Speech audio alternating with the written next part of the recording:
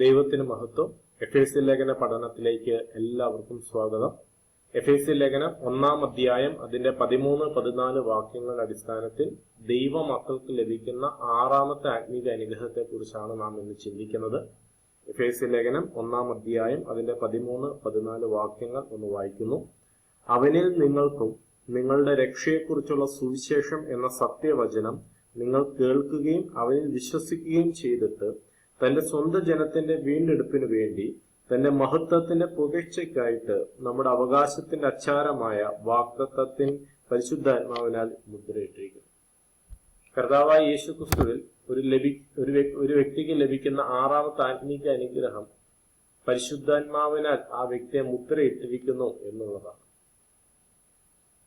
യേശുക്രിസ്തുവിനെ കുറിച്ചുള്ള സുവിശേഷം കേട്ട് കർത്താവായ യേശുവിൽ വിശ്വസിക്കുന്ന ഒരു വ്യക്തി രക്ഷ പ്രാപിക്കുമ്പോൾ ദൈവം ആ വ്യക്തിയെ പരിശുദ്ധാത്മാവിനാൽ മുദ്രയിടുന്നു. ഇതിനു മുമ്പുള്ള ക്ലാസ്സുകൾ നാം കേട്ടപ്പോൾ ഒരു വ്യക്തി രക്ഷയിലേക്ക് കടന്നു വരുന്നത് എങ്ങനെയാണ് എന്നുള്ളത് നമുക്ക് പഠിക്കുവാനായിട്ട് സാധിച്ചു.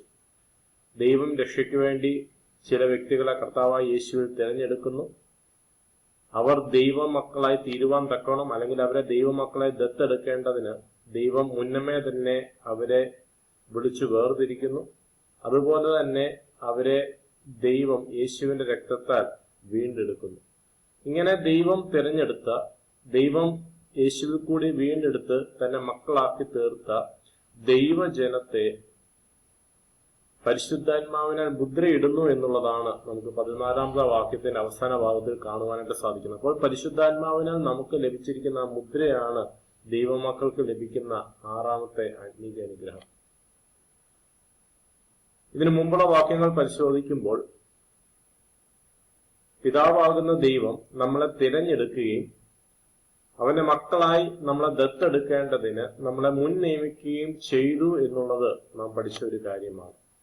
അപ്പോൾ കർത്താവായ യേശുക്രിസ്തുവിന്റെ യാഗത്തിൽ കൂടി നാം ദൈവമക്കളായി തീരേണ്ടതിന് നമ്മളെ പാപങ്ങൾ മോചിച്ച് നമ്മളെ ദൈവം തന്റെ മക്കളാക്കി തീർന്നു. ഇതൊക്കെ ദൈവം തന്റെ പദ്ധതി പ്രകാരം, തന്റെ ഹിതപ്രകാരം, ഇഷ്ടപ്രകാരം ചെയ്യുന്ന പ്രവൃത്തികളാണ്. എന്നാൽ അങ്ങനെ ദൈവം നമ്മളെ തിരഞ്ഞെടുത്ത് നമ്മുടെ പാപങ്ങളെല്ലാം മോചിച്ച് ദൈവമക്കളാക്കി തീർക്കുമ്പോൾ ദൈവം നമുക്ക് തരുന്ന ഏറ്റവും വലിയൊരു ആത്മീക അനുഗ്രഹമാണ് ദൈവിക തൃത്വത്തിലെ 3-ാമത്തെ വ്യക്തിയാകുന്ന പരിശുദ്ധാത്മാവിനാൽ നമ്മളെ മുദ്രയിടുന്നു. അങ്ങനെ ദൈവം പരിശുദ്ധാത്മാവിനാൽ മുദ്രയിടുമ്പോൾ നാം ദൈവത്തിന്റെ മക്കളായി മാറുകയാണ്. നാം ദൈവമക്കളാണ് എന്നുള്ളതിന്റെ ഏറ്റവും വലിയൊരു തെളിവ് എന്നത് ദൈവം നമുക്ക് നൽകിയിരിക്കുന്ന പരിശുദ്ധാത്മാവാണ്. എന്തിനാണ് ദൈവം പരിശുദ്ധാത്മാവിനാൽ നമ്മളെ മുദ്രയിട്ട് വേർതിരിക്കുന്നത്? ദൈവം നമുക്ക് ഒരുക്കിയിരിക്കുന്ന ആ ലക്ഷ്യസ്ഥാനത്ത് നാം എത്തിച്ചേരുവാൻ തക്കമാണ്. അപ്പോൾ എപ്പോഴാണ് ദൈവം വാഗ്ദത്തം ചെയ്ത പരിശുദ്ധാത്മാവിനെ ഒരു വ്യക്തി പ്രാപിക്കുന്നത്? അല്ലെങ്കിൽ എപ്പോഴാണ് ദൈവമക്കൾ ആ പരിശുദ്ധാത്മാവിനാൽ മുദ്ര ഏൽക്കപ്പെടുവാനായിട്ട് ഇടയായി തീർന്നത്? അത് 13-ാമത്തെ വാക്യത്തിൽ വളരെ വ്യക്തമായി പറയുന്നുണ്ട്. അവനിൽ നിങ്ങൾക്കും എന്ന് പറഞ്ഞാൽ കർത്താവായ യേശുവിൽ എന്നുള്ളതാണ് അവനിൽ എന്ന വാക്ക് ഉദ്ദേശിക്കുന്നത്. അവനിൽ നിങ്ങൾക്കും നിങ്ങളുടെ രക്ഷയെക്കുറിച്ചുള്ള സുവിശേഷം എന്ന സത്യവചനം. അപ്പോൾ നമ്മളെ രക്ഷയിലേക്ക് നയിച്ചത് സുവിശേഷം എന്ന സത്യവചനമാണ്. അങ്ങനെ കർത്താവായ യേശുക്രിസ്തുവിനെ കുറിച്ചുള്ള സുവിശേഷ സത്യവചനം നാം കേൾക്കുകയും കർത്താവിൽ വിശ്വസിക്കുകയും ചെയ്തപ്പോഴാണ് നാം രക്ഷ പ്രാപിച്ചത്. ദൈവം പരിശുദ്ധാത്മാവിനാൽ നമ്മളെ മുദ്രയിട്ടു. അപ്പോൾ കർത്താവായ യേശുവിലുള്ള വിശ്വാസത്തിൽ കൂടിയാണ് ഒരു വ്യക്തിക്ക് പരിശുദ്ധാത്മാവിനെ ലഭിക്കുവാൻ ഇടയായി തീരുന്നത്.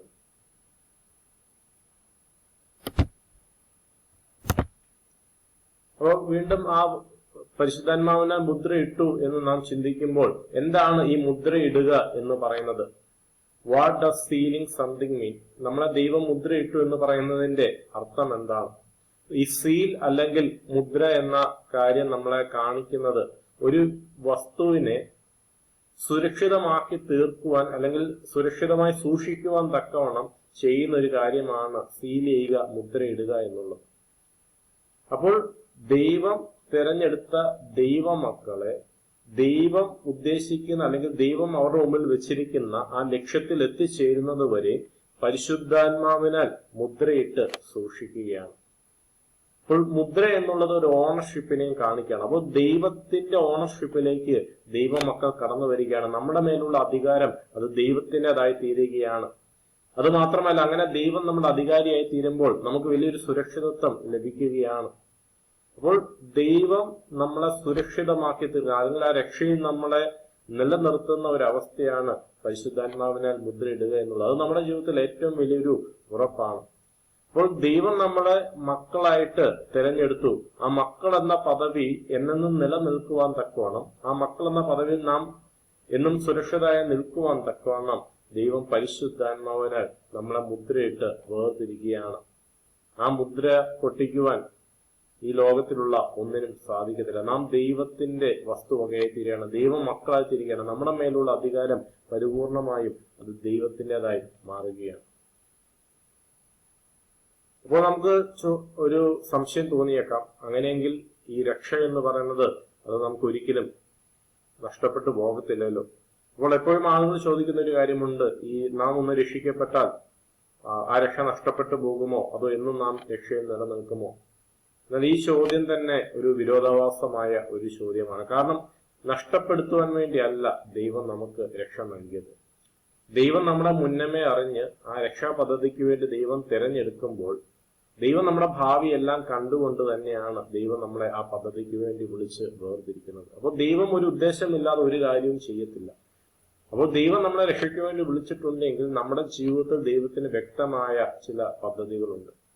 അപ്പോൾ ആ പദ്ധതികൾ ഇല്ലാതായി തീരുവാൻ ദൈവം ഒരിക്കലും അനുവദിക്കത്തില്ല. ദൈവത്തിന്റെ പദ്ധതികൾ എപ്പോഴും വിജയം നേടുക തന്നെ ചെയ്യും.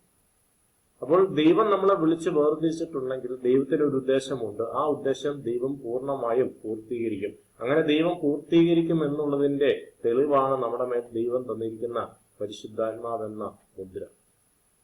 ഇനി ഒരിക്കലും നാം സ്വയമായിട്ട് നേടിയെടുത്തതല്ല, അത് ദൈവം നമുക്ക് ദാനമായി നൽകിയതാണ്. അപ്പോൾ മുമ്പുള്ള വാക്യങ്ങൾ പഠിക്കുമ്പോൾ ദൈവമാണ് നമ്മളെ തെരഞ്ഞെടുത്തത്, ദൈവമാണ് അവന്റെ മക്കളായി തീരുവാൻ നമ്മളെ മുൻ നിയമിച്ചത്, ദൈവമാണ് യേശുക്രിസ്തുവിനെ നമുക്ക് നൽകി പാപങ്ങളിൽ നിന്ന് നമ്മളെ വീണ്ടെടുത്തത്. നമ്മുടെ അതിക്രമങ്ങളും പാപങ്ങളും എല്ലാം മോചിച്ച് ദൈവം വലിയൊരു വില കൊടുത്ത് നമ്മളെ വീണ്ടെടുത്തു. ഇനി അത് മാത്രമല്ല, ആ ദൈവത്തിന്റെ രക്ഷാ പദ്ധതിയെ കുറിച്ചുള്ള ജ്ഞാനവും പരിജ്ഞാനവും ഒക്കെ ദൈവം നമുക്ക് ദാനമായി നൽകി. അതുപോലെ തന്നെ ദൈവത്തിന്റെ പദ്ധതികളൊക്കെയും നമുക്ക് വെളിപ്പെടുത്തി നൽകുകയാണ്. അതുപോലെ തന്നെ ദൈവം നമുക്ക് വേണ്ടി ചില അവകാശം ആ സ്വർഗത്തിൽ സൂക്ഷിച്ചിരിക്കുകയാണ്. അപ്പോൾ ഇതെല്ലാം ദൈവം ചെയ്യുന്ന പ്രവൃത്തിയാണ്.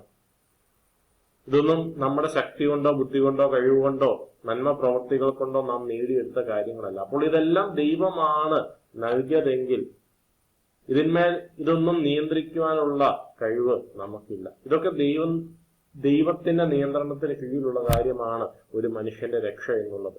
അത് വേറൊരു മനുഷ്യന് നിയന്ത്രിക്കുവാൻ സാധിക്കുന്നതല്ല. അപ്പോൾ രക്ഷ നൽകുവാൻ സാധിക്കുന്നത് അത് ദൈവത്തിന് മാത്രമാണ്.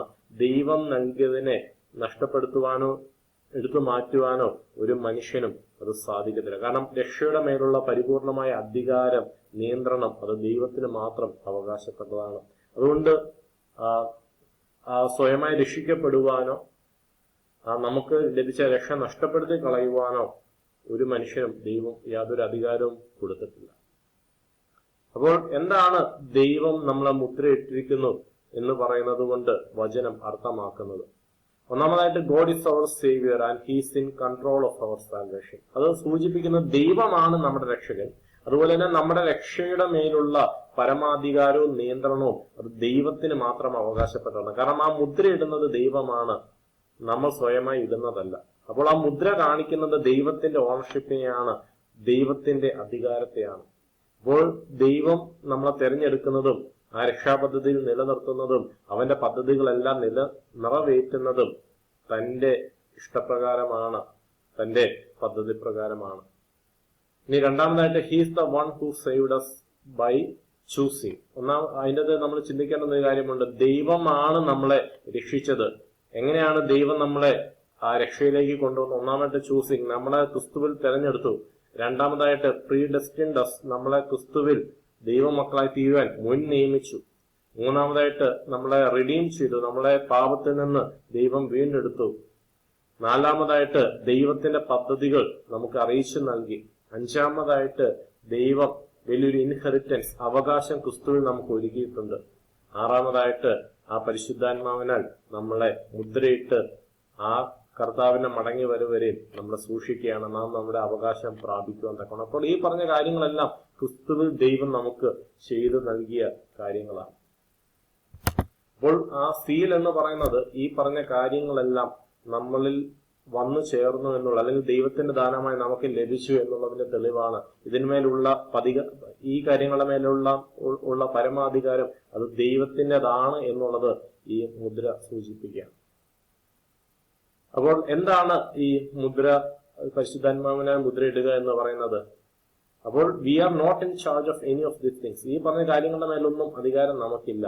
God has sealed us with himself so that our eternity is secure. ദൈവം നമ്മളെ തന്റെ പരിശുദ്ധാത്മാവുന്ന ദൈവത്താൽ നമ്മളെ മുദ്രയിട്ടിരിക്കുന്നു. അങ്ങനെ ആ മുദ്ര ഏൽക്കപ്പെട്ട നമ്മുടെ നിത്യത അത് ദൈവികരങ്ങളിൽ സുരക്ഷിതമാണ്. അതുകൊണ്ടാണ് യോഹന്നാൻ 10-26 വാക്യത്തിന്റെ ബി പാർട്ട് മുതൽ നമുക്ക് ഇങ്ങനെ വായിക്കുവാൻ സാധിക്കുന്നത്, എന്റെ ആടുകൾ എന്റെ ശബ്ദം കേൾക്കുന്നു. ഇവിടെ നോക്ക്, എന്റെ ആടുകൾ ദൈവം തിരഞ്ഞെടുത്ത ദൈവമക്കളെ കുറിച്ചാണ് പറയുന്നത്. ക്രിസ്തുവിൽ വീണ്ടെടുത്തവരെ കുറിച്ച് പറയുകയാണ്. അവർ ദൈവത്തിന്റെ ശബ്ദം കേൾക്കുകയാണ്. ഞാൻ അവയെ അറിയുകയും അവ എന്നെ അനുഗമിക്കുകയും ചെയ്യുന്നു. ഞാൻ അവയ്ക്ക് നിത്യജീവൻ കൊടുക്കുന്നു. ദൈവമാണ് നമുക്ക് നിത്യജീവൻ നൽകുന്നത്. അവ ഒരു നാളും നശിച്ചു പോകുകയില്ല. ദൈവം അവ നശിച്ചു പോകത്തില്ല എന്ന് പറഞ്ഞാൽ അങ്ങനെ തന്നെയാണ്, അതിനൊരു മാറ്റവും വരത്തില്ല. ദൈവം പറഞ്ഞു, ഞാൻ തെരഞ്ഞെടുത്ത എന്റെ മക്കൾ ഒരു നാളും നശിച്ചു പോകത്തില്ല. ആരും അവയെ എന്റെ കയ്യിൽ നിന്ന് പിടിച്ചു പറിക്കുകയുമില്ല. ദൈവം ക്രിസ്തുവിൽ തെരഞ്ഞെടുത്ത ഒരു വ്യക്തിയെ ദൈവത്തിൽ നിന്ന് അകറ്റുവാൻ ഈ ലോകത്തിലുള്ള ഒരു ശക്തിക്ക് സാധിക്കത്തില്ല. ആ രക്ഷാപദ്ധതിയിൽ നിന്ന് അവരെ മാറ്റിക്കളയുവാനായിട്ട് സാധിക്കത്തില്ല. അവയെ തന്നിരിക്കുന്ന എന്റെ പിതാവ് എല്ലാവരിലും വലിയവൻ. പിതാവിന്റെ കയ്യിൽ നിന്ന് പിടിച്ചു പറിപ്പാൻ ആർക്കും കഴിയുകയില്ല. അപ്പോൾ ദൈവമക്കളെ ദൈവിക കരങ്ങളിൽ നിന്ന് പിടിച്ചു പറിക്കുവാൻ ഈ ലോകത്തിലുള്ള ഒന്നിനും സാധിക്കത്തില്ല എന്ന് വളരെ വ്യക്തമായി കർത്താവ് തന്നെ നമ്മളോട് പറഞ്ഞിരിക്കുകയാണ്. അപ്പോൾ നാം ക്രിസ്തുവിന്റെ ആടുകളായി തീർന്നത് കൊണ്ട് നാം ദൈവകരങ്ങളിൽ സുരക്ഷിതരാണ് എന്നുള്ള വലിയൊരു പ്രത്യാശ ദൈവമക്കൾക്ക് ലഭിച്ചിരിക്കുകയാണ്. നാം ക്രിസ്തു വിശ്വസിക്കുവാൻ ഇടയായി തീർന്നത് ദൈവം നമ്മളെ തെരഞ്ഞെടുത്തത് കൊണ്ടാണ്, അല്ലാതെ നമ്മൾ ദൈവത്തെ തെരഞ്ഞെടുത്തത് കൊണ്ടല്ല. ദൈവം നമ്മളെ തെരഞ്ഞെടുത്ത് ആ ക്രിസ്തുവിന്റെ ആടുകളാക്കി തീർക്കുവാൻ വേണ്ടി നമ്മളെ മുൻ നിയമിച്ചത് കൊണ്ടാണ് നമുക്ക് ക്രിസ്തുവിൽ വിശ്വസിക്കുവാനായിട്ട് രക്ഷ പ്രാപിക്കാനും സാധിച്ചത്. അതുകൊണ്ട് ദൈവം നമ്മളെ തള്ളിക്കളയാതെ ഒരിക്കലും നമുക്ക് ആ രക്ഷാപദ്ധതിയിൽ നിന്ന് പുറത്തു പോകാൻ സാധിക്കത്തില്ല. ആ രക്ഷ നമുക്ക് നഷ്ടപ്പെട്ടു പോകത്തില്ല. ദൈവം ഒരിക്കലും തള്ളിക്കളയാൻ വേണ്ടി ഒന്നിനെയും തെരഞ്ഞെടുക്കുകയില്ല എന്ന് ബൈബിള് വളരെ വ്യക്തമായി നമുക്ക് അറിയിച്ചു തരികയാണ്.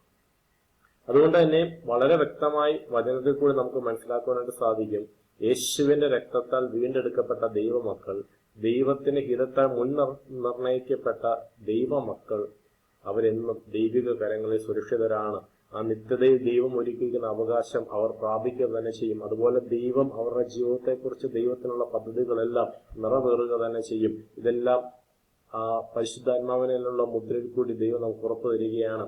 എഫേസ്യ ലേഖനം 1:14 പറയുന്നു, തന്റെ സ്വന്തം ജനത്തിന്റെ വീണ്ടെടുപ്പിന് വേണ്ടി തന്റെ മഹത്വത്തിന്റെ പുകഴ്ചയ്ക്കായിട്ട്. അപ്പോൾ ദൈവജനത്തെ വീണ്ടെടുക്കുവാനും അതുപോലെ തന്നെ ദൈവത്തിന്റെ മഹത്വം പ്രശംസിക്കപ്പെടുവാനും പുകഴ്ത്തപ്പെടുവാനും തക്കവണ്ണം നമ്മുടെ അവകാശത്തിന്റെ അച്ചാരമായ വാഗ്ദത്തത്തിൽ പരിശുദ്ധാത്മാവിനാൽ മുദ്രയിട്ടിരിക്കുന്നു. അപ്പോൾ പരിശുദ്ധാത്മാവിനാൽ മുദ്രയിട്ടിരിക്കുന്നു എന്ന് പറയുന്നത് നമ്മുടെ അവകാശത്തിന്റെ അച്ചാരമായ വാഗ്ദത്തം എന്നാണ് പറയുന്നത്. അവിടെ അച്ചാരം എന്ന വാക്കിന്റെ അർത്ഥം ഗ്യാരണ്ടി എന്നുള്ളതാണ്. അപ്പോൾ നമുക്ക് ലഭിക്കുവാനുള്ള ഇൻഹെറിറ്റൻസിന്റെ ഗ്യാരണ്ടി നമ്മുടെ മേലുള്ള പരിശുദ്ധാത്മാവാണ്. ദൈവം നമുക്ക് ഒരുക്കുന്ന അവകാശം നാം പ്രാപിക്കുമെന്നുള്ളതിന്റെ ഉറപ്പാണ് നമ്മുടെ മേലുള്ള പരിശുദ്ധാത്മാവ്. അപ്പോൾ ഇതിൽ കൂടിയെല്ലാം ദൈവനാമം മഹത്വം എടുക്കുകയാണ്. അപ്പോൾ ഒരിക്കലും നമ്മുടെ രക്ഷ നഷ്ടപ്പെട്ടു പോകത്തില്ല എന്നുള്ളത് പാപം ചെയ്യുവാനുള്ള ലൈസൻസ് അല്ല. അങ്ങനെ സുരക്ഷിതമായൊരു പദവിയിലേക്ക് ദൈവം നമ്മളെ വിളിച്ചിരിക്കുന്നത് എന്ന് ഓർത്ത് ദൈവസന്നിധി നന്ദിയോടെയും വിശുദ്ധിയോടെയും ജീവിപ്പാൻ തക്കവണ്ണം ദൈവം നമുക്ക് നൽകിയിരിക്കുന്ന ദാനമാണ് നമ്മുടെ രക്ഷ. ദൈവത്തോട് മറുതരിക്കാനല്ല, നന്ദിയോടെ ദൈവത്തോട് ചേർന്ന് നിൽക്കുവാൻ തക്കവണ്ണമാണ് ആ രക്ഷാപദ്ധതി ദൈവം പരിശുദ്ധാത്മാവിനാൽ നമുക്ക് ഉറപ്പിച്ചു തന്നിരിക്കുന്നത്. അതുകൊണ്ട് പരിശുദ്ധാത്മാവ് നമ്മളിലുള്ളിടത്തോളം കാലം ആ നിത്യതയോളം നമുക്ക് ഉറപ്പായിട്ടും പറയുവാനായിട്ട് സാധിക്കും, ദൈവം നമുക്കായി ഒരുക്കിയിരിക്കുന്ന അവകാശം നാം പ്രാപിക്കുക തന്നെ ചെയ്യും. ദൈവത്തിന്റെ പദ്ധതികളെ ആർക്കും തകിടം മറിച്ച് കളയുവാനായിട്ട് സാധിക്കത്തില്ല. നാം എന്നും ദൈവകരങ്ങളിൽ സുരക്ഷിതരായിരിക്കും. ഈ വചനങ്ങളാൽ ദൈവം നമ്മളെല്ലാവരെയും അനുഗ്രഹിക്കുമാറാട്ടെ. ദൈവം നമ്മളിൽ ആരംഭിച്ച പ്രവൃത്തി അവൻ പൂർത്തീകരിക്കും. അതിനുള്ള ഉറപ്പാണ് ദൈവം നമ്മളിൽ തന്നിരിക്കുന്ന പരിശുദ്ധാത്മാവ്. ദൈവം എല്ലാവരെയും ധാരാളമായി അനുഗ്രഹിക്കുമാറാകട്ടെ.